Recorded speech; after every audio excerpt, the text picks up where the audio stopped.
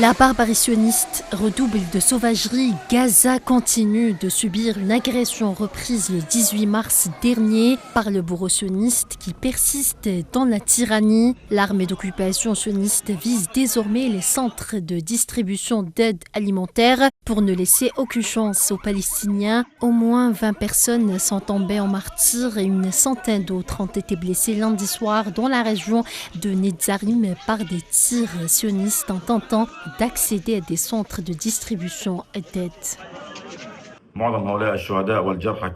La plupart de ces martyrs et blessés provenaient du centre de distribution d'aide humanitaire de la région de Netzarim.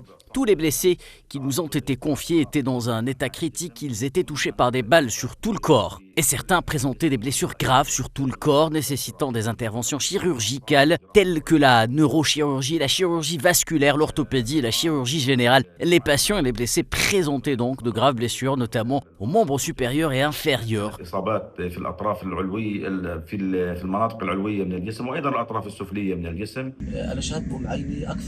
La plupart des unités de l'armée israélienne ont tiré des coups de feu nourris. J'ai vu plus de 6 corps au sol, dont une femme jetée sur la plage. Des jeunes et des enfants ont été jetés à terre, touchés par des balles à la tête, à la poitrine et aux jambes.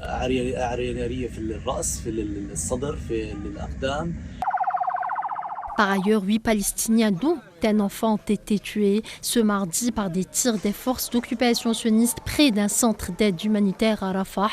Le nombre total de martyrs depuis le démarrage du mécanisme de points de distribution d'aide imposé par l'Alliance américano-sioniste le 27 mai 2025 est de plus de 130 martyrs et des centaines de blessés. Dans ce contexte, Mohamed Abou Salmaya, médecin palestinien, n'a pas manqué de souligner que les hôpitaux de Gaza font face à une crise de manque de fournitures médicales aggravée par les conflits en cours et le blocus de l'ennemi sioniste. Les établissements de santé peinent à fournir des soins essentiels en raison d'une pénurie d'eau, de carburant, d'équipements médicaux et de médicaments.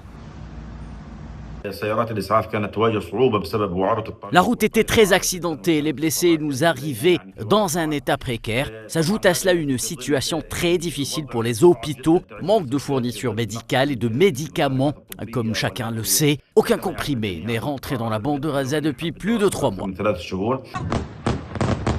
L'armée de l'entité sioniste s'est livrée une vengeance déchaînée contre les Palestiniens dans la bande de Gaza après avoir échoué à affaiblir la résistance palestinienne au mépris des lois internationales et du droit humanitaire. Ce génocide se poursuit dans un silence international inquiétant.